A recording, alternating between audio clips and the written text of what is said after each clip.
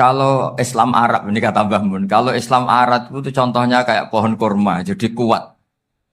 Dan wajah tasbihnya itu di daunnya tidak jatuh. Tapi kalau Islam Indonesia kata Mbah Mun itu kayak padi, jadi ya agak doyong-doyong sedikit gitu.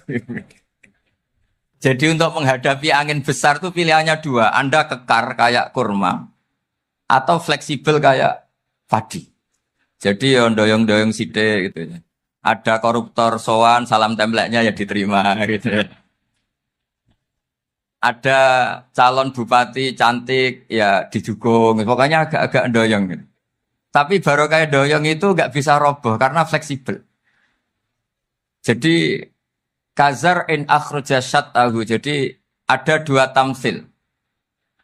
Karena memang menghadapi orang fasik, orang dolim ini kita sebagai ulama itu ya kebingungan. Ini mungkin Ki Afif bisa bahul masail ini. Karena pertanyaannya gini, saya berkali-kali digojlok sama bapak saya. Berteman orang fasik hukumnya gimana? Pasti dijawab haram. Tapi kalau pertanyaannya dibalik, membina orang fasik hukumnya gimana? Baik. Dan bisa membina kalau berteman.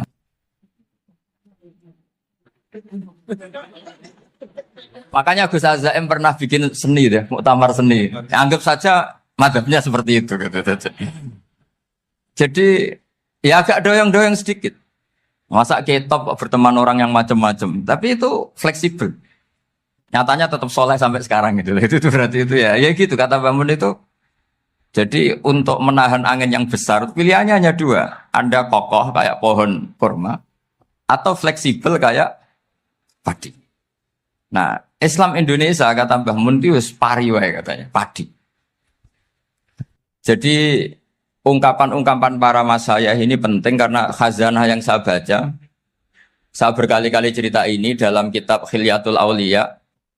Itu Abu Nu'aim Al-Asfihani cerita tentang riwayat Sufyan bin Uyainah. Ini gurunya Imam Syafi'i. Itu setiap kali Nabi Isa dan Yahya, ini dua nabi yang sekurun, sama-sama masih muda. Nabi Yahya itu senengannya dolan ke orang-orang soleh, menyambangi orang-orang soleh. Tentu itu bagus. Tapi kalau Nabi Isa ini suka menyambangi orang-orang yang fasik, orang-orang yang nggak jelas. Ketika dua beliau ini ketemu, tentu yang perlu jawaban Nabi Isa karena kontroversi, berteman sama orang-orang yang nggak jelas. Kata beliau, innama ana tabibun udawil mardo. Seorang kiai, seorang nabi, orang yang baik itu ibarat dokter. Di mana-mana dokter tuh ngobati orang yang apa? Sakit. Kalau Anda dokter dan peneliti satu penyakit, pasti cari daerah yang banyak pandeminya. Masa neliti pandemi di orang-orang yang apa? Sehat. Jadi ini juga perlu dibasul masail kasih. Karena tadi dibolak-balik itu. Bina orang berteman orang fasik hukumnya haram. Karena wa in kana dasarin fajanibhu sur'atan. Tapi kalau bina orang fasik hukumnya baik. Bisa bina kalau berteman. Jadi fikih itu ya karena dibolak-balik. Makanya sholat juga gitu. Sholat yang tumak ninah yang lama itu ya bagus. Masa jagongan mbek pangeran nggak asik. Jagongan sama teman aja asik, masa jagongan sama pangeran tidak apa? Asik. Tapi kalau Ibnu Abbas sholat tuh cepat. Ketika ditanya, kenapa kalau Anda sholat cepat? Setan baru tata-tata mau goda, sudah selesai. Kata. Karena setan itu ya jaga jaim tuh, jaga image. Jadi kalau mau goda orang itu ya surinan dulu, macak-macak dulu. Ternyata mau ke situ sholatnya sudah selesai. Lah kebetulan mazhab saya tuh yang kedua itu gitu. Jadi kalau Gus Azaim itu sholat lama sekali, itu ada madhab tandingan, yaitu madhab saya. Itu karena ini sepuh saya, meskipun top beliau tapi sepuh saya. Saya sudah 50, beliau baru 40. Ini berarti baru memulai kiai. Kalau pakai umur nubuah ini baru tapi memulai. Jadi madhab itu penting. Jadi pembanding itu harus diutarakan. Sehingga dalam fikih manapun, itu sebuah madhab, itu harus diuji itu lewat pembanding. Dulu itu setiap debat fikih antar ulama, itu mesti nggak ada yang menang. Misalnya saya kiai kelihatan miskin itu ya baik, supaya santri-santri yang miskin itu punya teman gitu. Karena rata-rata santri itu miskin. Nah, dikancani kiai kan seneng gitu. Tapi problemnya kiai yang miskin itu ya nggak bisa nolong santri karena dia sendiri apa? Miskin. Gitu. Makanya dulu Imam Syafi'i itu pengagum orang miskin. Setelah ngaji Imam Malik tanya, ya Imam Malik, orang yang sealim jenengan itu siapa? Jawabnya Imam Malik lucu. Dulu Abu Hanifah, sekarang orangnya sudah meninggal ya. Ilmunya dititipkan atau diwaris oleh Muhammad bin Hasan Asy-Syaibani. Akhirnya Imam Syafi'i dibiayai Imam Malik ke Irak. Imam Syafi'i miskin, bisanya ke sana dibiayai Imam Malik. Itu seperti Abu Ya Said Muhammad masyhur, ini murid beliau. Kalau ada santri boyong kan mesti apa? Disangoni. Disangoni. Ketika datang ke Irak, Muhammad bin Hasan Asy-Syaibani itu nata uang, nata emas itu di ruang tamu. Jadi ngitung uang itu di ruang tamu. Miliatan. Ini kaget, ini kiai kok kedonyan kata Imam Syafi'i. Tapi apa kata Muhammad bin Hasan Asy-Syaibani? Anda kagum ini, Anda kaget ini. Kalau kamu menyoal orang soleh kaya, ini tak kasihkan orang-orang fasik. Biar dipakai judi, dipakai selingkuh, dipakai maksiat. Jangan-jangan. Harta ini harus tetap di orang soleh. Kalau ke orang fasik, bahaya. Berarti kiai boleh kaya? Boleh-boleh. Semenjak itu ada gerakan kiai kudu sugih. Ya ada yang kesampaian, ada yang enggak gitu saja. Tapi karena kalau pakai logika fikih, harta itu fitnah. Oke, seakan-akan harta itu masalah. Tapi kalau ini dikuasai orang dolim, maka masalah besar. Jika orang-orang soleh ini harus juga menguasai harta. Nah, terus lama-lama dikiaskan kekuasaan. Kalau yang kuasain orang fasik, orang tidak sholat, ribet. Akhirnya kiai terus dukung, ya akhirnya ikut politik tadi. Nak menawa bupatinya kena diatur gitu. Diatur kon sholat, orang yang sesi proposal, maksudnya diatur keng sholat maksud. Ini cerita-cerita apa logika-logika fikih. Makanya saya sering ngaji kitab-kitab itu, diantara yang saya suka adalah ada dialog besar yang terjadi di antara orang-orang pilihan, termasuk bahkan di antara para nabi dan Tuhan. Jadi unik. Allah sendiri kadang mengajari kecerdasan para nabi itu ya lewat dialog. Masyhur itu, Nabi Ibrahim itu punya ruang khusus untuk sholat dan tidak boleh siapapun masuk situ. Tahu-tahu ada yang sudah di situ. Beliau membuka, kaget. Siapa memberi izin ke kamu yang punya rumah ini? Saya yang punya rumah dan saya tidak memberi izin kamu. Yang memberi izin saya itu yang punya saya, kamu dan rumah ini. Yaitu Allah Ta'ala katanya. Wah berarti kamu malaikat dong? Iya, saya malaikat Israel. Disuruh nyabut nyawa kamu. Ya agak sopan karena agak pernah mondok di Salafiyah gitu. Itu akhirnya Nabi Ibrahim bilang, wah itu keliru, Anda pasti keliru. Hal ra'aita habiban yumitu habibah, hal ra'aita khalilan yumitu khalila. Saya ini Khalilur Rahman, saya ini kekasih Allah. Masa ada kekasih bunuh yang dikasih? Itu Israel akhirnya ngaji, masuk akal juga. Ternyata perintah ini mungkin hoax ya. Pokoknya dia terus mikir akhirnya. Iya ya, masa ini kekasih Allah kemudian oleh Allah dibunuh, dimatikan. Terbanglah Israel, matur lagi ya Allah. Kata Ibrahim, hal ra'aita khalilan yumitu khalila. Masa kekasih bunuh yang dia apa? Kasih. Kayaknya masuk akal Gusti. Mulai ngaji lah kira-kira gitu malaikat itu. Akhirnya oleh Allah dijawab, ya sudah begini, kamu datang ke Ibrahim bilang, hal ra'aita habiban yakrahu ayyalqa habibah. Masa kekasih tidak siap ketemu yang dikasih. Nah, jadi akhirnya Nabi Ibrahim, Israel datang lagi. Logikanya sekarang enggak gitu, begini katanya diajarin. Hal ra'aita habiban yakrahu ayyalqa habibah. Masa kekasih tidak siap ketemu yang dikasih. Kata Ibrahim, oke, ya, terus mau meninggal. Jadi kalau jenengan cinta betul sama Allah ya harus, ya tidak usah, jangan sekarang tapi. Kalau mati di rumah aja, kalau di pondok repotnya kiainya nanti. Tapi nanti setelah punya cucu banyak lah. Nah, Barokahnya baca ini dialog-dialog orang pilihan ini akan tersibak. Karena tidak dalam semua kebaikan itu nggak ada logikanya. Rata-rata ada logikanya. Misalnya begini. Kalau Anda orang soleh, kemudian anak Anda pamit mau sekolah di Jerman, pilihan Anda mengizinkan apa enggak? Karena potensi jadi fasik ya tinggi karena di tempat-tempat maksiat. Potensi berdakwah dari daerah yang untuk daerah yang tidak ada dai-nya menjadi ada. Itu mesti ulama itu berdebat. Misalnya punya anak pamit mau kembali atau keluarga. Yang satu cara berpikir optimis. Awal ada dai di beberapa negara Eropa itu ya barokahnya imigran, pekerja, mahasiswa. Dan semua itu bumi Allah, harus ada tasbih, harus ada tahmid.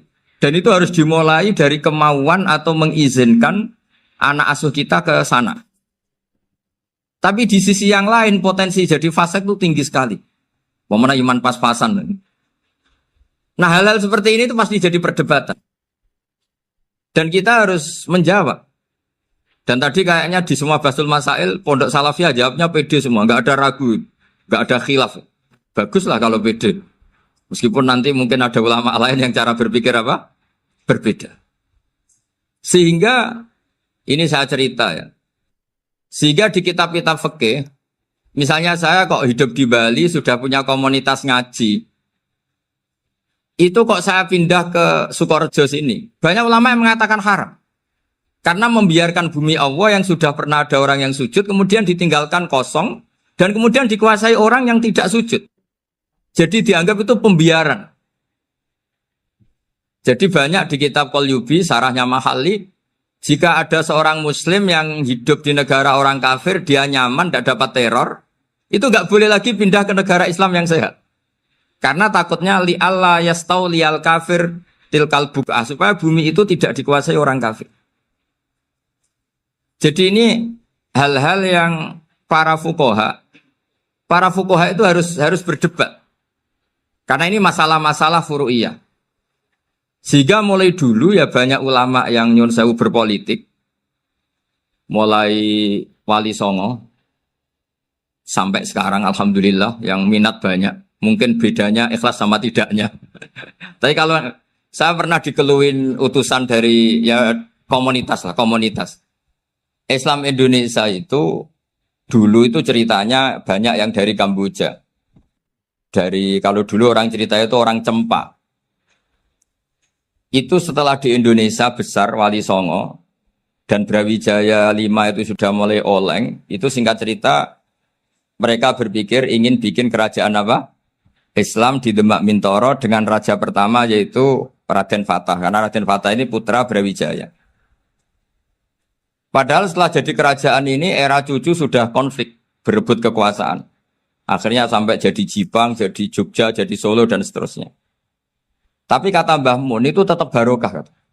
Karena orang Islam terus terbiasa mimpin. Sekeliru-keliru sidik, sebagai orang Islam biasa mimpin. Sehingga zaman Mbah Hashim ya sudah mimpin Masumi, zaman Ki As'ad pengaruhnya besar. Sampai sekarang Kiai pengaruhnya besar. Nah barokahnya Kiai pengaruh besar ini sampai moral jadi ukuran. Misalnya sekarang ada calon bupati kok nggak sholat, itu pasti kalah. Jadi sholat itu jadi tolok ukur untuk calon apa? Bupati. Meskipun mungkin punya efek pura-pura sholat, tapi nggak apa-apa lah. Sementing moral ini jadi ukuran. Sementara yang di Thailand, di Patani, itu karena dulu pelajarannya tasawuf, itu orang nggak ambisi mimpin dunia. Tahu-tahu dipimpin. Dan akhirnya nyuwun sewu ya saage Islam-Islam yang dulu terlalu tasawuf. Karena nggak punya pengalaman memimpin, akhirnya lazimnya konsekuensinya hanya dipimpin. Tapi Islam Indonesia beda. Karena kulino mimpin, itu akhirnya dari orang Islam biasa menjadi Islam yang sholat, sampai Islam yang bisa ngaji itu bisa mimpin negara. Tentu yang paling populer dimulai Gus Dur. Jadi ini sesuatu yang barokahnya istihad para kiai, sementing Islam kulino mimpin. Sehingga di Indonesia itu barokahnya itu, kebaikan itu jadi tolok ukur. Ada orang kok terkenal koruptor, atau terkenal nyuwun sewu selingkuh, atau terkenal apa, itu pasti tidak jadi. Karena moral itu menjadi tolok ukur. Dan itu adalah politik para kiai. Jadi ini saya cerita dan itu negara juga akhirnya untung karena seleksi agama sama negara itu sama-sama kiai ya bilang negara harus dipimpin orang soleh, negara juga bilang seperti itu. Nah, ketokohan-ketokohan para beliau-beliau ini yang mau lah bekerja sama dengan Umarok. Kita tahu dulu Pak Harto ya rawuh ke sini ketika Muktamar 84, rawuh ke Ki As'ad, ketika mau kembali ke Khittah juga dirembuk oleh ulama dan Umarok. Dan akhirnya ini menjadi negara yang alhamdulillah semoga selalu menuju baldatun thayyibatu wa rabbun ghafur. Nah, kemudian di sini saya tabarruk dengan Said Muhammad, gurunya Kiai Haji Azaim. Saya mau cerita tentang amaliyah tadi. Saya sebetulnya nggak niat bacakan bab itu, gara-gara ada khataman jumlahnya banyak, saya jadi pusing. Ini panitianya tanya, khatam betul apa enggak? Iya, Gus, khatam betul. Tapi kayaknya saya tidak yakin itu. Karena saya ini kan dari pondok tahfidz itu. Biasanya anak khataman itu ya rodok bodoni itu. Wes dibaca buanter sing nyemak ya mau ndelok pojok tok. Mergo kebanteran. Nah, akhirnya lafat-lafat yang di tengah itu enggak di apa? Baca. Tapi ya semoga dimaafkan Allah lah. Yang jelas itu enggak. Tapi saya mau cerita ya. Jadi cara berpikir Said Muhammad ini nanti juga saya teruskan di Ma'had Ali. Ini saya baca ya. Di antara yang diyakini madhab Malikiyah, ini saya baca saja teksnya. Jadi ada riwayat namanya kalau Said Muhammad bahasakan itu Ataqoh Somadiyah. Kalau di Indonesia kadang orang bilang Al-Ataqoh Al-Kubro, yaitu dengan membaca surat Ikhlas. Di sini jumlahnya hanya 100 kali, Qila 1000 kali. Tadi berapa teman? 700 juta. 700 juta ini sudah susuk banyak ini. Di sini hanya 40, riwayat lagi 100, 1000. Terus sampai tadi berapa? 800 juta. Wah, ini sudah susuk ini. Itu anak cucu sampean pasti masuk surga itu kalau gitu. Ini saya baca, ini kitabnya Said Muhammad ini. Suratul Ikhlasi wal Itqu minan nar. Akhrajat Tabraniyu fil Kabir an Fairuz ad-Dailami wa wa Ibnu Ukhtin Najasi. Waqad khadaman Nabiyya sallallahu alaihi wasallam. Orang ini jadi khadimnya Nabi. Qala Rasulullah sallallahu alaihi wasallam, "Man qara'a qul huwallahu ahad mi'ata marratin fi shalat ghairiha katabahu lahu bara'atan minan nar." Ini hanya berapa ini? Mi'ata marrah. Berarti kalau satu orang itu cukup 100. Tadi sudah untuk 7 turunan tadi untuk orang berapa? Ya, untuk 7 turunan cukup ya? Untuk 7 turunan. Ya sudah, susuk ini. Duh, ribet ini. Nah, ini tak cari pembenarannya, ini supaya keren. Ini di halaman 188 Abwabul Farad. Warwa Ibrahim bin Muhammad al-Khiyari fi fawaitihi an Khudzaifa marfu'an. Man qara'a qul huwallahu ahad alfa marratin faqad ishtara nafsahu minallah.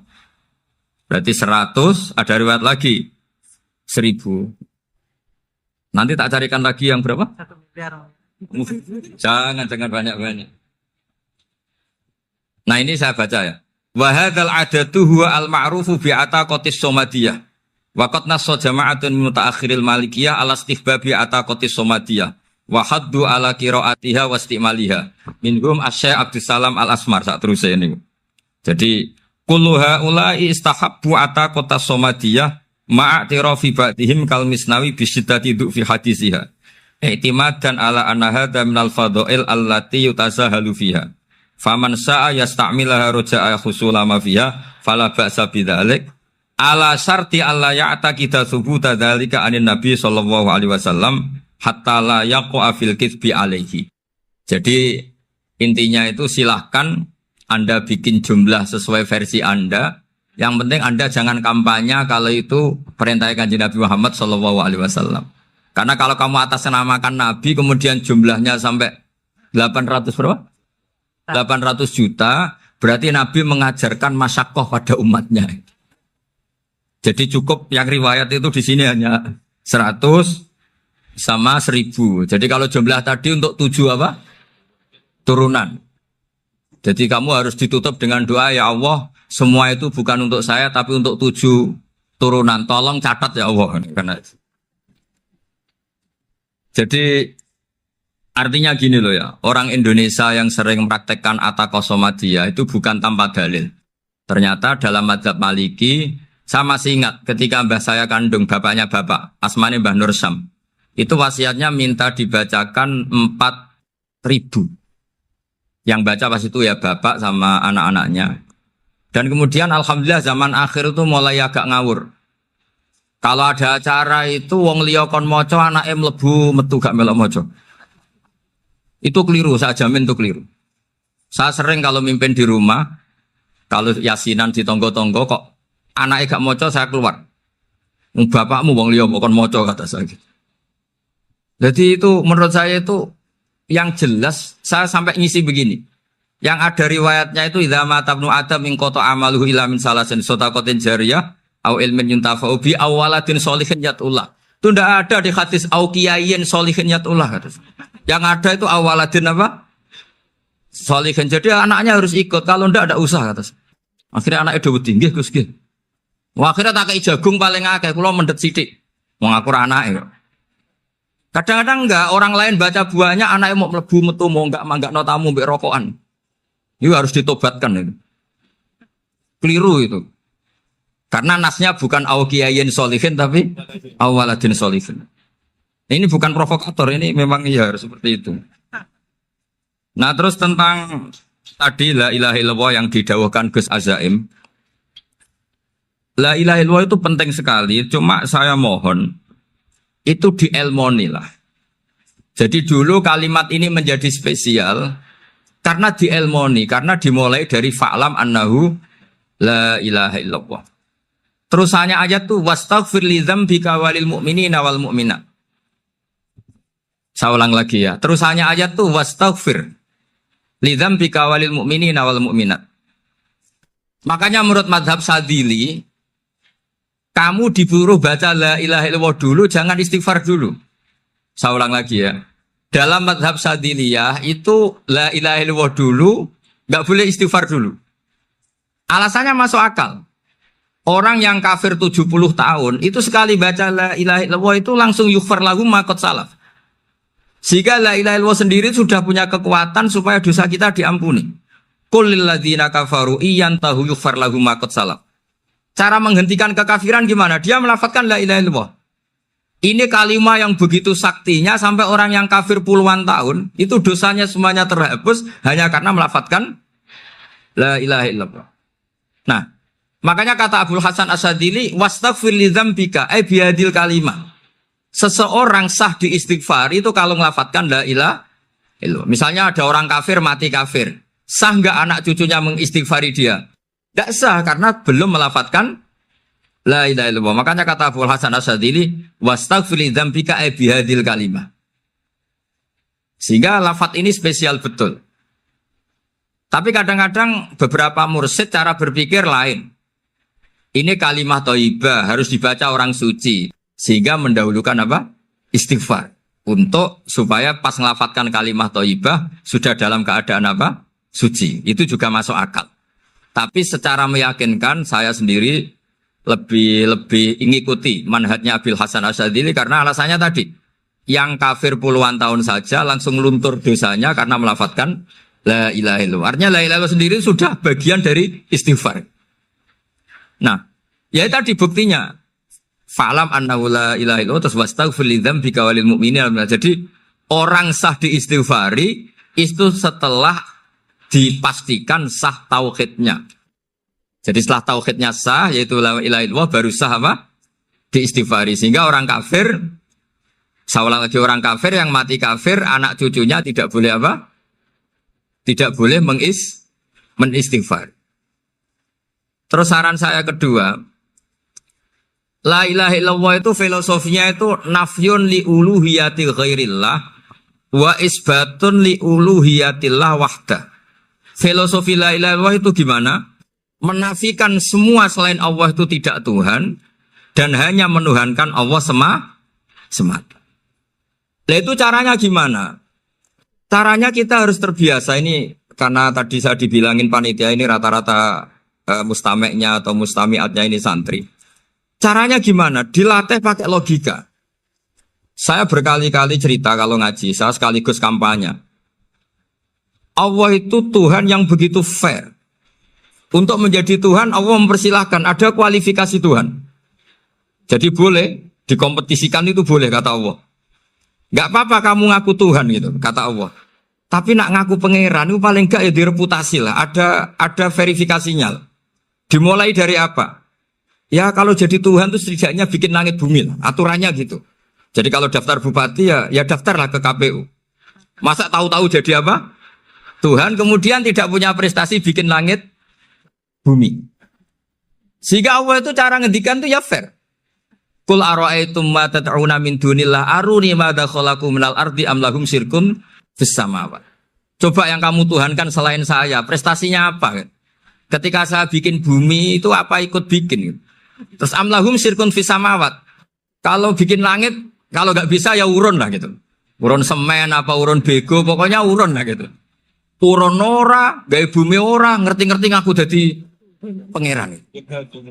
Kul hatu burhanakum. Jadi ya kan ya lucu kan, misalnya syarat kiai di Salafiyah kan keluarga Kiai As'ad, cucunya ngaji ngalim.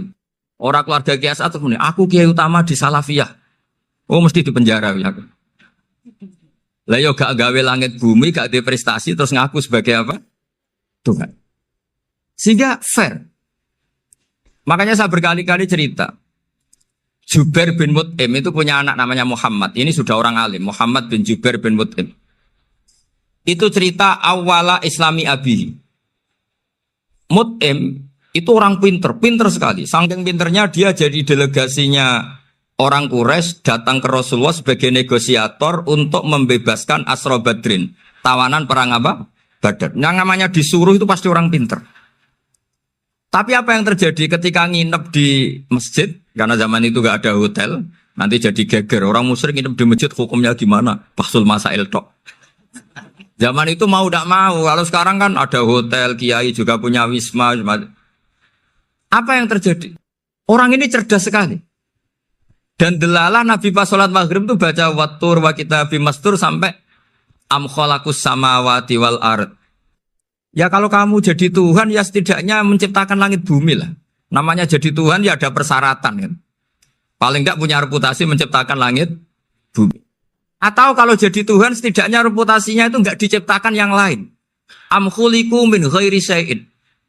Ini jadi Tuhan kok punya bapak, punya ibu. Ini jadi Tuhan kok lahirnya di bumi. Ada tanggal lahirnya, ada tahun. Masa jadi Tuhan kok dulu buminya semuanya walhasil tuh. Akhirnya Nabi ketika salam sholat maghrib, dia datang. Ya Rasulullah, akalku habis oleh ayat yang barusan engkau baca. Sudah saya Islam saja. Argumentasi selain Allah Tuhan itu batal. Itu, saya mohon santri-santri Salafiyah itu baca Quran sampai seperti itu. Jadi jangan hanya khataman banyak-banyakan maksudnya. Ini bukan nyindir ini, ngamuk ini. Jadi ya khatamannya tadilah 1000 atau berapa lah, jangan banyak-banyak. Juga kasihan malaikat yang nyatet kan. Wong baru subhanallah alhamdulillah aja di teks hadisnya abad al malaikah kan ditete. Itu baru subhanallah alhamdulillah itu sudah mencapaikan malaikat. Makanya saya wiridan tuh arang-arang kasihan malaikat karena nanti jadi itu ya ada madhabnya itu jadi kalau Gus Azaim sholat lama tak saingi sholat cepet itu sama-sama ada madhabnya. Yang cepet kayak saya tadi setan pas tata-tata mau goda pas rukuk saya sudah itidal. Mau goda itidal saya sudah sujud, pusing dia. Tapi jangan tiru ini madhab yang agak-agak khusus lah sudah cara orang Madura agak khilaf tuh. Khilaf ya. Khilaf ini agak khilaf ini sudah. Tapi saya ingin lah. Sampean kalau ngaji Quran itu dilatih berlogika. Jadi Allah itu fair. Enggak apa-apa kalian ngaku Tuhan tuh enggak apa-apa, tapi tunjukkan prestasi kamu apa. Aruni madza khalaqu minal ardi am lahum syirkun fis samawati. Am khalaqus samawati wal ard. Diulang lagi am khuliqu min ghairi syai'in. Setidaknya kalau jadi Tuhan itu ya enggak butuh yang lain lah. Masa jadi Tuhan kok wujudnya saja butuh orang lain, butuh bumi, eksistensinya butuh makan, butuh minum. Makanya Allah cara meniadakan uluhiyah selainnya itu Allah itu redaksinya itu mengena sekali. Yaitu tadi dengan cara-cara seperti itu. Sebagian ayat disebutkan ma asyattuhum khalqas samawati wal ardi wala khalqa anfusihim. Wong Tuhan kok nggak punya reputasi bikin langit, bikin bumi, bahkan untuk menciptakan dirinya sendiri saja nggak bisa. Ya sudahlah, kamu nggak usah ngaku Tuhan, nggak level kata-kata gitu. Akhirnya terus ditemukan Tuhan yang sejati, yaitu wal awwalu wal akhiru wal zahiru wal batin. Nah, itu yang Mut'im ini tadi termasuk orang yang sangat cerdas sekali. Padahal itu bacanya bukan pas basul masail, enggak. Nabi pas sholat maghrib. Juga bukan pas ceramah, enggak. Tapi itu didengarkan. Makanya termasuk ini spesial untuk hormat saya kepada Ki As'ad. Makanya saya ini kalau mentasjik santri-santri, ini agak sensitif, tapi sudah saya tidak perlu takut fitnah. Saya termasuk kenapa saya ingin jadi ahli tafsir, tentu yang membentuk itu Mbah Maimun dan bapak saya. Bapak saya itu hafal Quran kayak hafal Fatihah. Saking senangnya Quran itu. Mungkin bisa kamu saingi itu. Itu adalah orang kafir itu bisa paham Quran. Itu sangat menyinggung saya. Orang kafir itu bisa paham Quran. Ketika Umar Islam itu karena mendengar apa coba? Mendengar apa? Quran. Dan itu masih kafir apa sudah Islam? Masih kafir karena kalimat-kalimat yang di Quran itu begitu jelas wal kitabil mubin sehingga didengarkan orang kafir pun tuh ngefek. Makanya ketika Umar datang ke saudari putrinya kemudian dengar Toha ma anzalna alaikal Quran apa? Litasqa itu dia terus iman. Begitu juga Mut'im. Itu ketika dengar Nabi baca surat At-Tur ya langsung iman. Makanya kata Ibnu Jarir At-Tabari, kamu jangan pernah bilang gini, syaratnya paham Quran itu harus alim, harus gini. Lah nanti berarti orang kafir punya alasan di depan Allah, ya Allah, engkau ngadani kami dengan Quran yang nggak bisa difahami kecuali alim dulu. Lah saya alim gimana? Nggak pernah mondok. Mondok gimana? Saya kafir. Jadi artinya gini loh, kata Ibnu Jarir At-Tabari, Allah tidak mungkin mengatakan gini. Ifhamil Quran bima la fahmalaka. Quran itu harus kamu fahami. Sementara orang kafir karena lafadznya Quran khusus gak bisa memahami. Makanya Quran itu dibaca. Itu banyak orang kafir yang menjadi muslim karena mendengar apa? Al-Quran. Padahal kafir. Nah termasuk tadi Muhammad bin Jubair bin Mut'im ini itu menjadi Islam ya, karena mendengar Quran. Padahal dia saat itu masih apa? Kafir. Karena tadi logika misalnya nggak paham secara lafadz Arab. Sekarang misalnya nyuwun sewu ada orang ateis. Saya pernah didatangi seorang ateis yang nggak percaya Tuhan. Saya mau Islam Pak Ba, asal Anda bisa menjelaskan Tuhan itu siapa. Coba Quran dibaca secara makna, tidak secara lafadz tapi secara makna. Begini misalnya, ada orang ateis datang ke saya, Pak, saya mau Islam, asal Anda bisa menjelaskan Tuhan itu siapa. Terus saya tanya, ini ngajak goblok-goblokan apa pinter-pinteran, kata saya. Terus dia jawab, ngajak pinter-pinteran Pak, saya ini doktor katanya. Maksudnya di akademiknya dia doktor, mungkin jurusan matematika atau apa, tapi di ketuhanannya jeblok. Terus tak tanya, kalau ini ada kertas, kamu suka ada rumusnya apa suka ada? Ya suka ada rumusnya. Kenapa ada kertas? Ya karena ada yang bikin. Nah kira-kira berstatus membikin atau membuat, itu sesuatunya mewujud apa enggak? Ya pasti mewujud lah, pasti ada. Ya sudah, anggap Tuhan itu adalah sebab dari semua yang ada. Masa alam yang seperti ini, langit dan bumi ini mewujudat, kemudian kamu katakan kholaqohal adam, bahwa alam raya yang mewujud ini diciptakan oleh ketiadaan. Ya juga, berarti Tuhan itu ya. Ya itu yang namanya Tuhan. Lah mulai dulu kiai-kiai ngomong gitu kan saya Islam katanya. Jadi kiai-kiai itu kadang-kadang kalau dakwah pokoknya KBU digawe Tuhan. Beda dengan dakwanya orang-orang mantek. Orang-orang mantek itu kan nggak pernah nyebut Allah. Ini alam hawadis, la budda min muhdis. Meskipun mereka, nah muhdis ini menurut Islam namanya Allah. Tapi sebetulnya kan nggak langsung bilang Allah. Jadi tak kasih tahu, alam raya ini mewujud nggak? Ya mewujud Pak. Bisa nggak sesuatu yang nggak ada menjadi faktor wujudnya yang ada? Ya nggak bisa, namanya nggak ada itu nggak bisa jadi faktor. Lah itu hebatnya ulama-ulama kita. Ketika mengenalkan Allah itu siapa? Zat yang wajibil wujud. Jadi kita ini kalah pinter ulama-ulama dulu.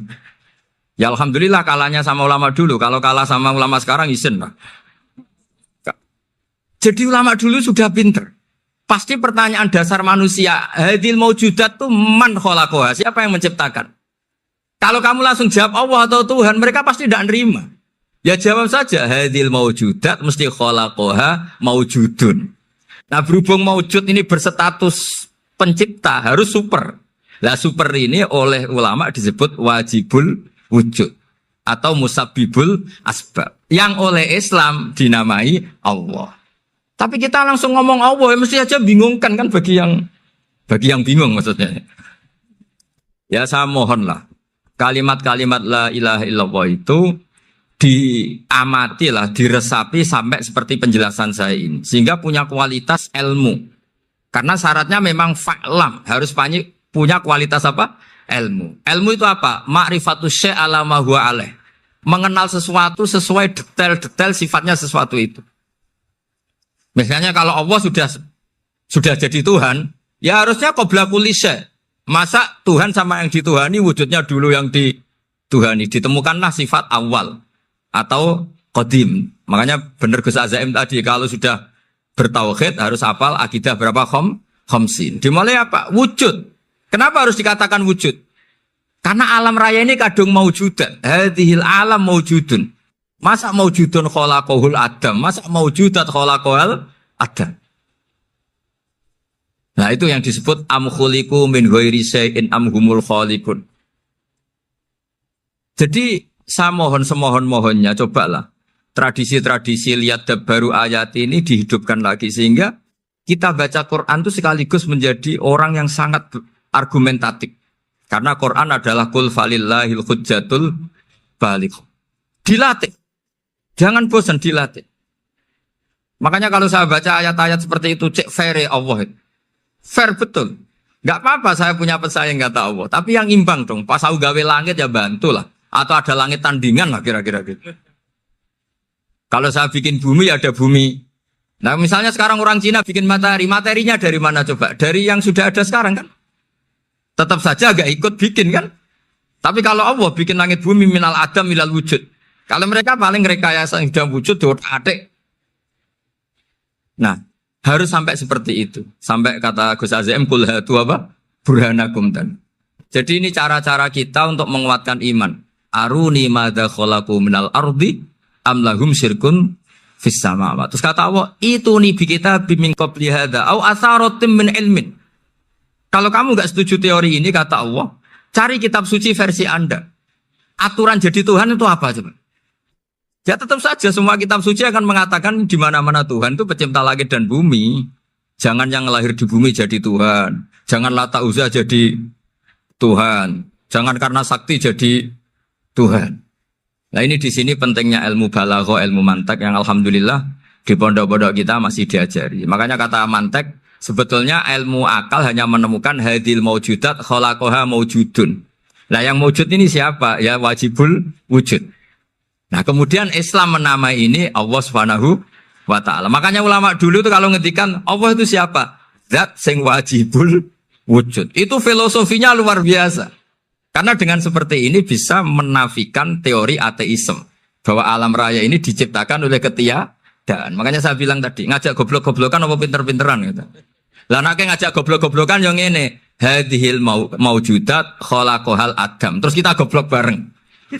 Loh iya kan barang maujud diciptakan yang tidak maujud. Wong ora wujud kok mempengaruhi sing wujud. Ya monggo nak goblok bareng kata. Akhirnya gak lho Gus. Saya ini dokter masa kamu ajak goblok. Ya sudah pinter saja kata saya. Alhamdulillah karena debat kecil ini dia menjadi nyaman lagi dengan apa? Islam. Memang saya tentu nggak bisa disalahkan doktoralnya karena di ilmu yang selain apa? Teologi gitu. Tapi kan polanya dia pasti pinter. Makanya ini sekaligus mengingatkan anak-anak lah.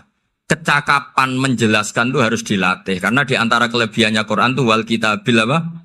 Mubin. Yaitu kitab yang punya kemampuan menjelaskan. Ini yang terakhir saya beri contoh. Terakhir ini penjelasan Quran. Dulu orang kafir itu cara berpikir itu begini. Muhammad, urusan kita ini banyak, problem kita banyak. Masa iya urusan yang banyak ini cukup dengan satu Tuhan?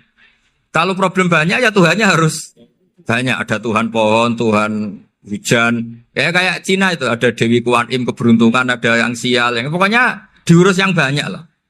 Maka mereka bilang aja'alal alihata ilaha wahida inna hadza la syai'un ujab. Ini aneh, urusan banyak kok Tuhannya satu, ini aneh lah. Tapi Nabi secara sabar. Dan yang diomongnya orang kafir. Tidak anak mahatali, orang kafir. Jadi nanti kalau anak mahatali gak paham Quran, kebangetan. Orang kafir saja paham. Akhirnya Nabi secara santai, secara rileks memberi penjelasan gini. Kalau Anda menjadi buruh. Kalau orang Arab dulu bilang abdan. Kamu suka nggak punya majikan banyak, perintahnya beda-beda, semuanya memaksa kamu untuk nurut. Sama punya majikan satu yang baik. Ya nggak suka lah Muhammad kalau majikan saya banyak, semuanya berhak merintah saya, ndak enak. Majikannya satu saja, satu saja. Terus kata Nabi, Tuhanmu itu majikan kamu. Kalau Tuhannya banyak, kamu bingung. Berarti perintahnya banyak. Akhirnya mereka paham. Dan itu segampang itu Allah memberi penjelasan. Daraba wa masalah rojulan. Fihi syuraka umutasyakisuna wa rojulan salamal lirojul. Hal yastawiyahani masalah. Alhamdulillah. Langsung diberi analogi. Kalau kamu jadi buruh, punya majikan banyak, yang perintahnya beda-beda. Kemudian jadi buruh yang majikannya satu, kamu milih mana? Ya milih satu Muhammad. Ya sudah. Kalau Tuhannya banyak, perintahnya banyak, kamu juga bingung. Langsung menjadi faham. Nah, ketika ada orang tidak ikhlas, Nabi cara memberi penjelasan juga gampang. Misalnya saya dikasih uang Gus Azaim 1 juta. Kemudian matur nuwun saya sama Pak Afif. Ya, aneh enggak? Saya ini orang aneh enggak? Orang aneh enggak? Itu Nabi kalau mencontohkan orang tidak ikhlas gitu. Kata Rasulullah, orang tidak ikhlas itu sebagaimana orang beli budak. Min kholisi malih. Budak itu dibeli dari uangnya sendiri. Kemudian fa'amila hadal abdu, budak ini kemudian bekerja dan a'tohullatahu. Hasilnya dikasihkan sama orang lain. Terus Nabi memberi percontohan. Ayasurukum ayakuna abdukum kadzalik. Apa kamu suka kalau budak kamu seperti itu? Dulu orang-orang dulu kan beli budak untuk disuruh bekerja, terus disuruh setor apa hasilnya. Jadi budaknya kamu yang beli, yang biayai. Kalau sekarang mungkin gak ada budak, gini lah. Saya nyuruh Zaid, tak kasih mobil, tak kasih bensin, tak kasih uang jalan supaya narik angkot. Hasilnya disuruh ngasihkan saya. Ternyata dikasihkan orang lain dan matur nuwun sama orang. Kamu suka punya budak seperti itu? Ya tidak suka ya Rasulullah. Ya ibaratnya seperti itu. Bumi yang bikin Allah, nyawa kamu yang bikin Allah, semua fasilitas dari Allah. Kemudian kamu menyembah selain Allah. Segampang itu. Dan Nabi telaten sampai dulu yang mayoritas orang kafir menjadi mayoritas Muslim. Dan semuanya tanpa paksaan. La ikroha fiddin. Karena qad tabayyana rusdu minal ghayy. Nah, cara tabayana gimana? Yaitu punya kemampuan menjelaskan. Wal kitabil apa? Mubin. Ini makanya saya mohon lah. Ini saya mohon semohon-mohonnya anak-anak ini kan kader-kadernya Mbah Samsul Arifin, Mbah As'ad, Gus Fawaid, sekarang Gus Azaim, semuanya harus punya kemampuan wal kitabil apa? Mubin. Sehingga di antara sifatnya Nabi itu fatonah, punya kecerdasan. Nabi itu gak pernah debat kalah. Itu meskipun sudah terdesak gak pernah kalah. Pernah Nabi itu ngendikan la'adwa walatiorata. Tidak ada penyakit menular. Ada orang yang mungkin kurang suka iseng, ada onta yang sudah gudiken dijejerno sama yang waras. Ternyata yang waras jadi gudiken. Akhirnya Nabi diundang lah kira-kira gitu. Ya Rasulullah, kata engkau gak ada penyakit menular. Tapi ini onta yang gak gudiken tak jejerkan yang gudiken ikut gudiken. Berarti kan menular. Nabi santai jawab. Faman jarrobal awal. Lalu yang pertama gudiken ketularan siapa katanya. Wah kalau ini asli Nabi ya sudah seperti itu. Jadi ngiranya dia menang karena yang gudikan pertama nulari yang kedua. Ternyata Nabi tanyanya lagi, faman jarrobal awala, yang gudikan yang pertama siapa? Oh ini asli ya maksud saya itu. Jadi Nabi itu gak pernah kalah. Karena Nabi punya apa? Fatona. Jadi saya mohon, ya tadi makanya ini efeknya tuh khatamannya gak boleh banyak-banyak ya. Maksud saya kalau musim khataman ya gak apa-apa, khataman banyak-banyak. Tapi kalau gak musim khataman ya musim-musim tadabbur gitu. Tapi ya kalau Islam Arab ini kata Mbah Mun, kalau Islam Arab itu contohnya kayak pohon kurma, jadi kuat. Dan wajah tasbihnya itu di daunnya tidak jatuh. Tapi kalau Islam Indonesia kata Mbah Mun itu kayak padi, jadi ya agak doyong-doyong sedikit gitu. Jadi untuk menghadapi angin besar itu pilihannya dua. Anda kekar kayak kurma atau fleksibel kayak padi. Jadi ya doyong-doyong sithik gitu ya. Ada koruptor sowan salam templeknya ya diterima gitu ya. Ada calon bupati cantik ya didukung. Pokoknya agak-agak doyong gitu. Tapi baru kayak doyong itu nggak bisa roboh karena fleksibel. Jadi Kazar in akhraja syatahu. Jadi ada dua tamsil. Karena memang menghadapi orang fasik, orang dolim ini kita sebagai ulama itu ya kebingungan. Ini mungkin Ki Afif bisa bahul masail ini. Karena pertanyaannya gini, saya berkali-kali digojlok sama bapak saya. Berteman orang fasik hukumnya gimana? Pasti dijawab haram. Tapi kalau pertanyaannya dibalik, membina orang fasik hukumnya gimana? Baik. Dan bisa membina kalau berteman.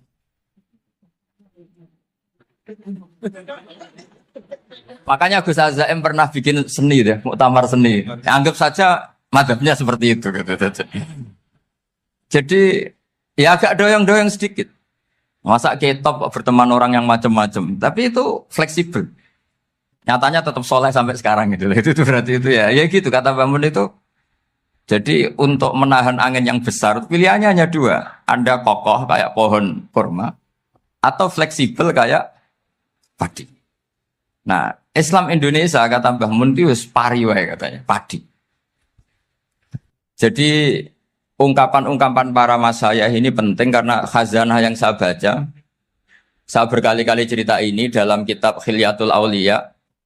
Itu Abu Nu'aim al-Asfihani cerita tentang riwayat Sufyan bin Uyainah. Ini gurunya Imam Syafi'i. Itu setiap kali Nabi Isa dan Yahya, ini dua nabi yang sekurun, sama-sama masih muda. Nabi Yahya itu senengannya dolan ke orang-orang soleh, menyambangi orang-orang soleh. Tentu itu bagus. Tapi kalau Nabi Isa ini suka menyambangi orang-orang yang fasik, orang-orang yang nggak jelas. Ketika dua beliau ini ketemu, tentu yang perlu jawaban Nabi Isa karena kontroversi berteman sama orang-orang yang nggak jelas. Kata beliau, innama ana tabibun udawil mardo. Seorang kiai, seorang nabi, orang yang baik itu ibarat dokter. Di mana-mana dokter tuh ngobati orang yang apa? Sakit.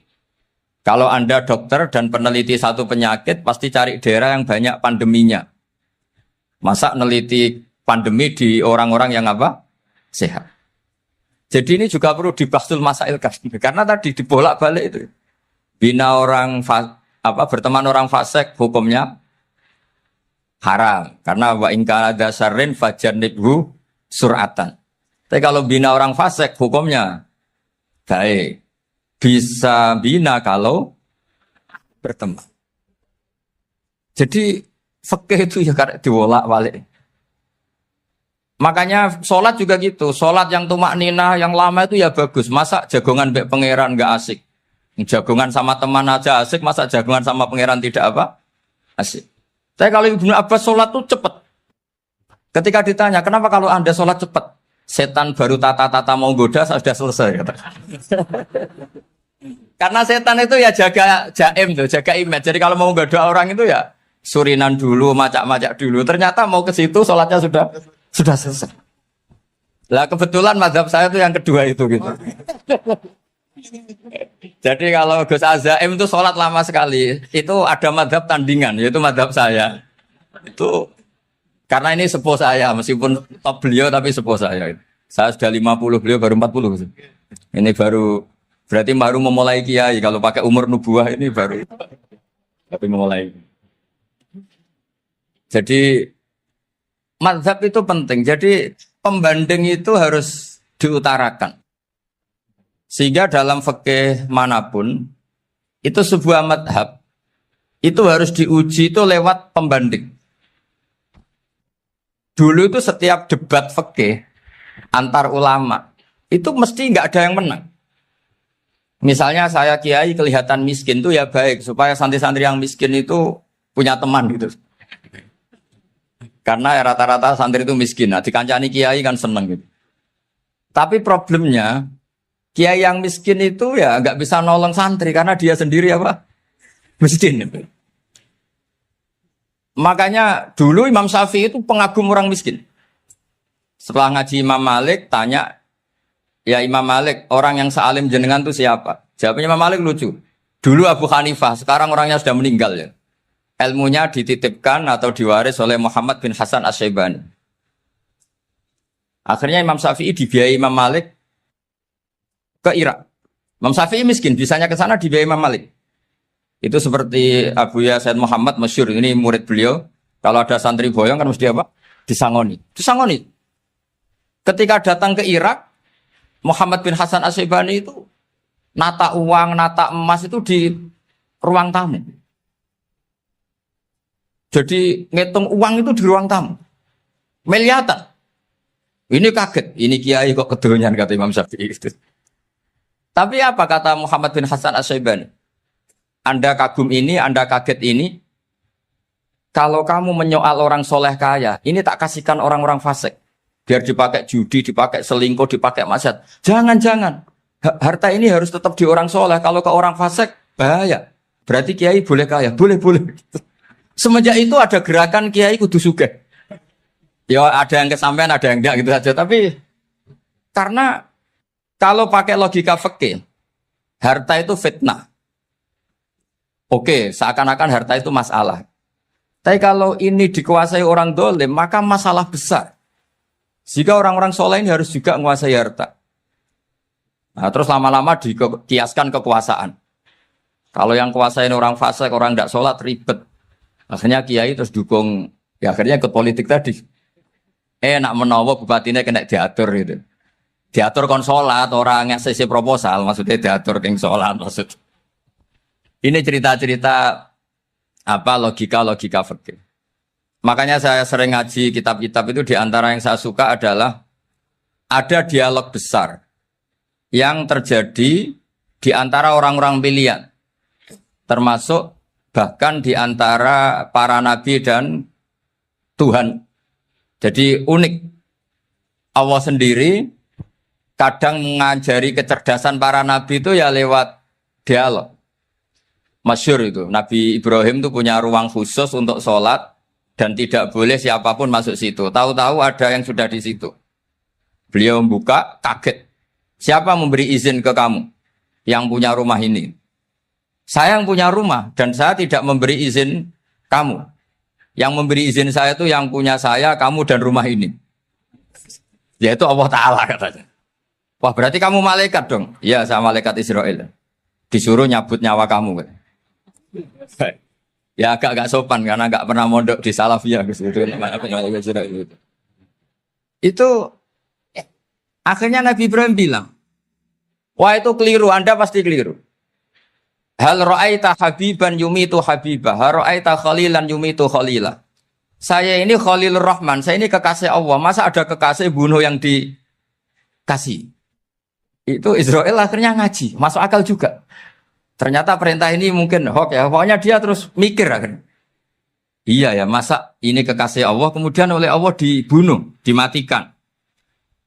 Terbanglah Israel, matur lagi ya Allah, kata Ibrahim, hal ra'aita khalilan yumitu khalilah. Masa kekasih bunuh yang dia apa? Kasih. Kayaknya masuk akal Gusti.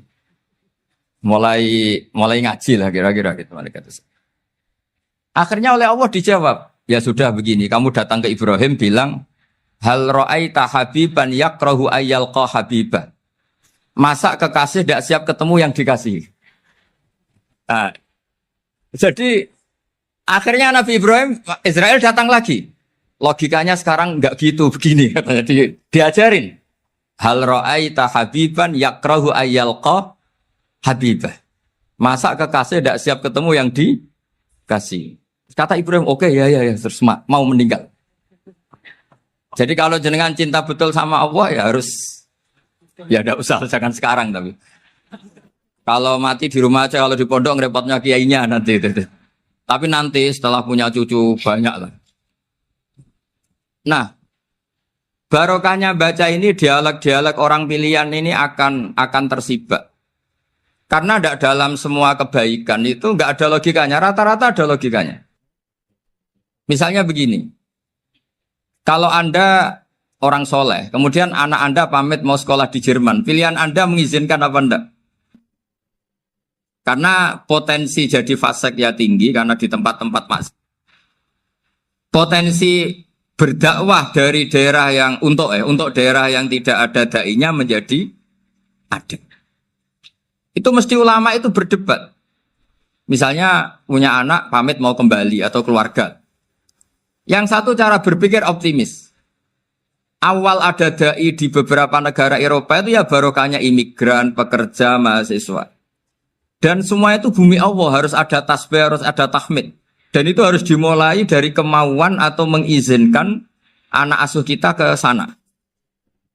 Tapi di sisi yang lain potensi jadi fasik itu tinggi sekali. Mana iman pas-pasan. Nah hal-hal seperti ini itu pasti jadi perdebatan. Dan kita harus menjawab. Dan tadi kayaknya di semua Basul Masail, Pondok Salafiyah jawabnya pede semua, nggak ada ragu, nggak ada khilaf. Baguslah kalau pede. Meskipun nanti mungkin ada ulama lain yang cara berpikir apa? Berbeda. Sehingga, ini saya cerita ya. Sehingga di kitab-kitab fikih, misalnya saya kok hidup di Bali, sudah punya komunitas ngaji.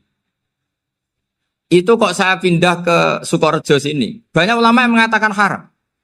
Karena membiarkan bumi Allah yang sudah pernah ada orang yang sujud, kemudian ditinggalkan kosong, dan kemudian dikuasai orang yang tidak sujud. Jadi dianggap itu pembiaran. Jadi banyak di kitab Qalyubi, sarahnya Mahalli, jika ada seorang muslim yang hidup di negara orang kafir, dia nyaman, tidak dapat teror, itu nggak boleh lagi pindah ke negara Islam yang sehat. Karena takutnya li'alla yastau li'al kafir tilkal buk'ah, supaya bumi itu tidak dikuasai orang kafir. Jadi ini hal-hal yang para fuqaha itu harus berdebat. Karena ini masalah-masalah furu'iyah. Sehingga mulai dulu ya banyak ulama yang nyun sewu berpolitik. Mulai Wali Songo sampai sekarang alhamdulillah yang minat banyak. Mungkin bedanya ikhlas sama tidaknya. Tapi kalau saya pernah dikeluhin utusan dari ya komunitas.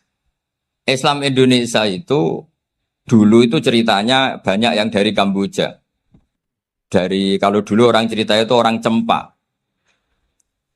Itu setelah di Indonesia besar Wali Songo dan Brawijaya 5 itu sudah mulai oleng, itu singkat cerita mereka berpikir ingin bikin kerajaan apa? Islam di Demak Mintoro dengan raja pertama yaitu Raden Fatah. Karena Raden Fatah ini putra Brawijaya. Padahal setelah jadi kerajaan ini era cucu sudah konflik, berebut kekuasaan. Akhirnya sampai jadi Jipang, jadi Jogja, jadi Solo dan seterusnya. Tapi kata Mbah Mun itu tetap barokah. Karena orang Islam terus terbiasa mimpin. Sekeliru-keliru sidik, sebagai orang Islam biasa mimpin. Sehingga zaman Mbah Hashim ya sudah mimpin Masumi, zaman Ki As'ad pengaruhnya besar. Sampai sekarang Kiai pengaruhnya besar. Nah barokahnya Kiai pengaruh besar ini sampai moral jadi ukuran. Misalnya sekarang ada calon bupati kok nggak sholat, itu pasti kalah. Jadi sholat itu jadi tolok ukur untuk calon apa? Bupati. Meskipun mungkin punya efek pura-pura sholat, tapi nggak apa-apa lah. Sementing moral ini jadi ukuran. Sementara yang di Thailand, di Patani, itu karena dulu pelajarannya tasawuf, itu orang nggak ambisi mimpin dunia. Tahu-tahu dipimpin. Dan akhirnya nyuwun sewu ya saage Islam-Islam yang dulu terlalu tasawuf. Karena nggak punya pengalaman memimpin, akhirnya lazimnya konsekuensinya hanya dipimpin. Tapi Islam Indonesia beda. Karena kulino mimpin, itu akhirnya dari orang Islam biasa menjadi Islam yang sholat, sampai Islam yang bisa ngaji itu bisa mimpin negara. Tentu yang paling populer dimulai Gus Dur. Jadi ini sesuatu yang barokahnya istihad para kiai, sementing Islam kulino mimpin. Sehingga di Indonesia itu barokahnya itu, kebaikan itu jadi tolok ukur. Ada orang kok terkenal koruptor, atau terkenal nyuwun sewu selingkuh, atau terkenal apa, itu pasti tidak jadi. Karena moral itu menjadi tolok ukur. Dan itu adalah politik para kiai. Jadi ini saya cerita, dan itu negara juga akhirnya untung, karena seleksi agama sama negara itu sama-sama kiai ya bilang negara harus dipimpin orang soleh, negara juga bilang seperti itu. Nah, ketokohan-ketokohan para beliau-beliau ini yang maulah bekerja sama dengan umarok. Kita tahu dulu Pak Harto ya rawuh ke sini ketika Muktamar 84, rawuh ke Ki As'ad, ketika mau kembali ke Khittah juga dirembuk oleh ulama dan umarok. Dan akhirnya ini menjadi negara yang alhamdulillah semoga selalu menuju baldatun thayyibatu wa rabbun ghafur. Nah, kemudian di sini saya tabarruk dengan Said Muhammad, gurunya Kiai Haji Azaim. Saya mau cerita tentang amaliyah tadi. Saya sebetulnya nggak niat bacakan bab itu, gara-gara ada khataman jumlahnya banyak saya jadi pusing. Ini panitianya tanya, khatam betul apa enggak? Iya, Gus, khatam betul. Tapi kayaknya saya tidak yakin itu. Karena saya ini kan dari pondok tahfidz itu. Biasanya anak khataman itu ya rodok bodoni itu loh. Dibaca buanter sing nyemak yang mendelok pojok etok. Mergo kebanteren. Nah, akhirnya lafat-lafat yang di tengah itu enggak di apa? Baca. Tapi ya semoga dimaafkan Allah lah. Yang jelas itu enggak. Tapi saya mau cerita ya. Jadi cara berpikir Said Muhammad ini nanti juga saya teruskan di Ma'had Ali. Ini saya baca ya.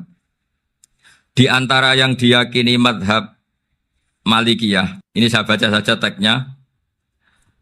Jadi ada riwayat namanya, kalau Said Muhammad bahasakan itu Ataqoh Somadiyah.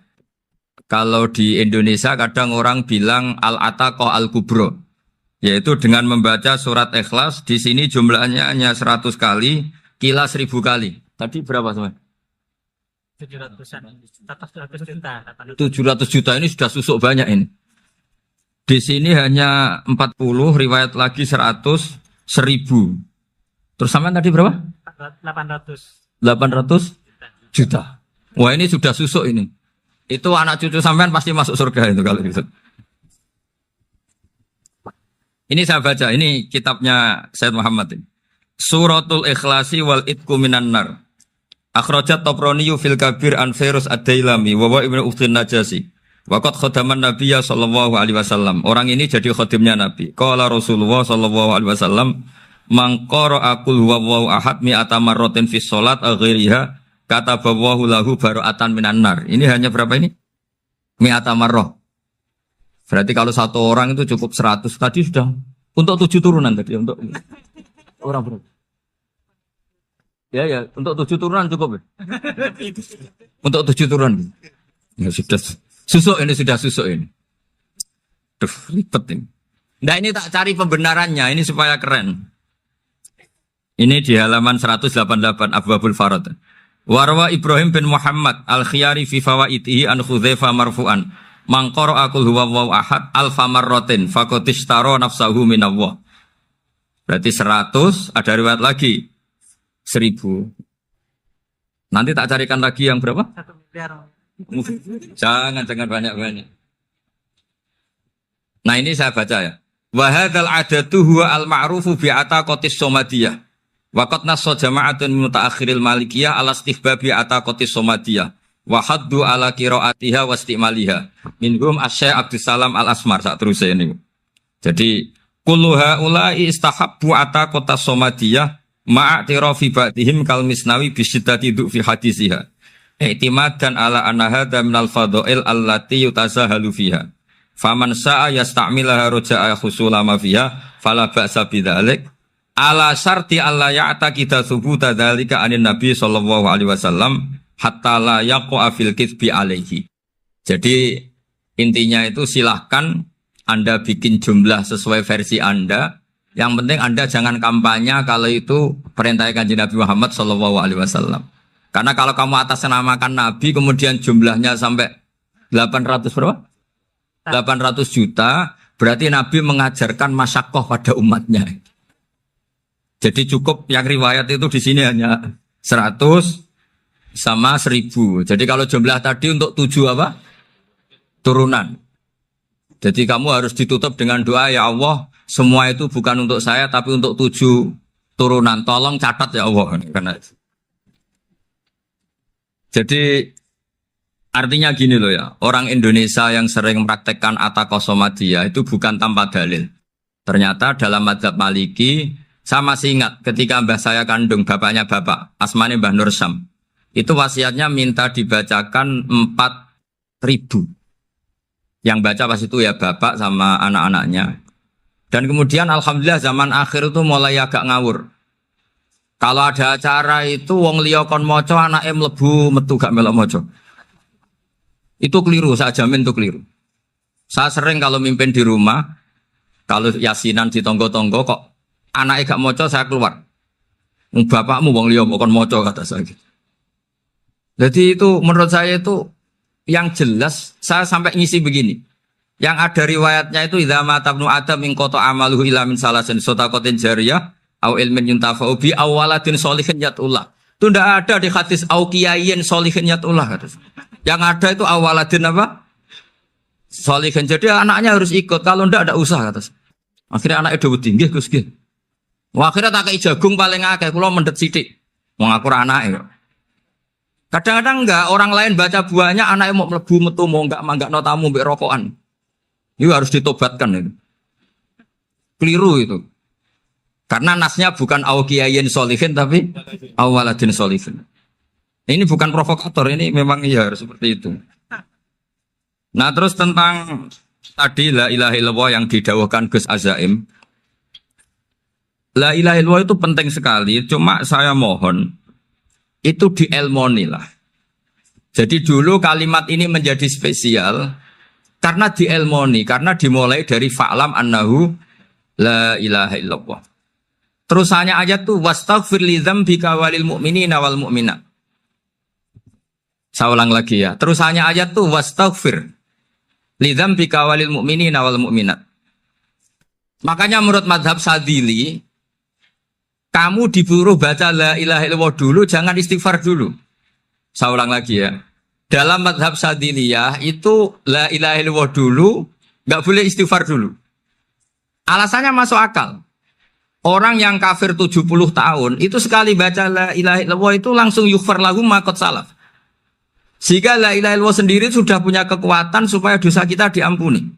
Qul lil ladzina kafaru iyantahu yughfar lahum ma qad salaf. Cara menghentikan kekafiran gimana? Dia melafadzkan la ilaha illallah.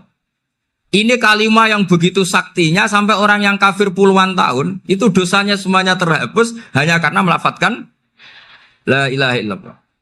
Nah, makanya kata Abdul Hasan Asadili wastaghfir li dzambika ay bihadil kalimah.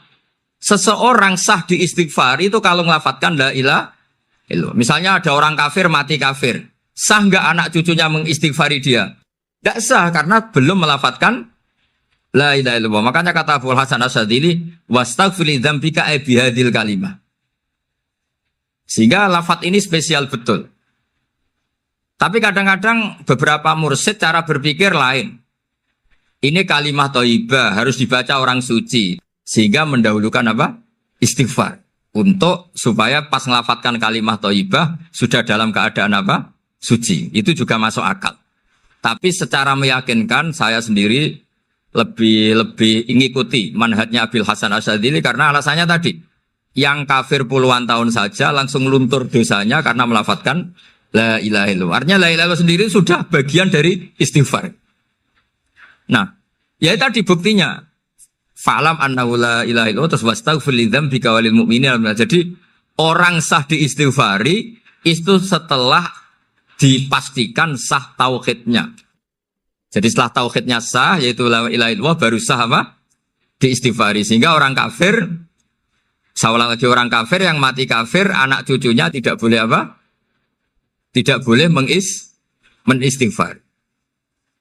Terus saran saya kedua, la ilaha illallah itu filosofinya itu nafyun li uluhiyati ghairillah wa isbatun li uluhiyatillah wahdah. Filosofi la ilaha illallah itu gimana? Menafikan semua selain Allah itu tidak Tuhan dan hanya menuhankan Allah semata. Nah itu caranya gimana? Caranya kita harus terbiasa ini karena tadi saya dibilangin panitia ini rata-rata mustameknya atau mustamiatnya ini santri. Caranya gimana? Dilatih pakai logika. Saya berkali-kali cerita kalau ngaji, saya sekaligus kampanye. Allah itu Tuhan yang begitu fair. Untuk menjadi Tuhan, Allah mempersilahkan, ada kualifikasi Tuhan. Jadi boleh, dikompetisikan itu boleh, kata Allah. Gak apa-apa kamu ngaku Tuhan gitu, kata Allah. Tapi nak ngaku pangeran itu paling gak ya direputasi lah, ada verifikasinya. Dimulai dari apa? Ya kalau jadi Tuhan itu setidaknya bikin langit bumi lah, aturannya gitu. Jadi kalau daftar bupati ya daftarlah ke KPU. Masa tahu-tahu jadi apa? Tuhan kemudian tidak punya prestasi bikin langit bumi. Sehingga Allah itu cara ngendikan itu ya fair. Qul ara'aytum ma tad'una min dunillah aruni madza khalaqu minal ardi am lahum syirkun fis samawat. Coba yang kamu tuhankan selain saya, prestasinya apa? Ketika saya bikin bumi itu apa ikut bikin? Terus am lahum syirkun fis samawat. Kalau bikin langit, kalau nggak bisa ya urun lah gitu. Urun semen apa urun bego, pokoknya urun lah gitu. Urun ora, gawe bumi ora, ngerti-ngerti ngaku dadi pangeran. Nah, kul hatu burhanakum. Jadi ya kan ya lucu kan, misalnya syarat kiai di Salafiyah kan keluarga Kiai As'ad, cucunya ngaji ngalim. Orang keluarga Kiai As'ad terus muni, aku kiai utama di Salafiyah. Oh mesti di penjara ya. Lah yo gak gawe langit bumi, gak ada prestasi terus ngaku sebagai apa? Tuhan. Sehingga fair. Makanya saya berkali-kali cerita. Jubair bin Mut'im itu punya anak namanya Muhammad. Ini sudah orang alim, Muhammad bin Jubair bin Mut'im. Itu cerita awala Islami Abi. Mut'im itu orang pinter sekali. Saking pinternya dia jadi delegasinya orang Quraisy datang ke Rasulullah sebagai negosiator untuk membebaskan Asra Badrin. Tawanan perang apa? Badar. Yang namanya disuruh itu pasti orang pinter. Tapi apa yang terjadi ketika nginep di masjid? Karena zaman itu gak ada hotel. Nanti jadi geger. Orang musyrik nginep di masjid hukumnya gimana? Bahsul masail tok. Zaman itu mau tidak mau. Kalau sekarang kan ada hotel, kiai juga punya wisma. Apa yang terjadi? Orang ini cerdas sekali. Dan delalah Nabi pas sholat maghrib itu baca wattur wa kitabim mastur sampai am khalaqus samawati wal ard.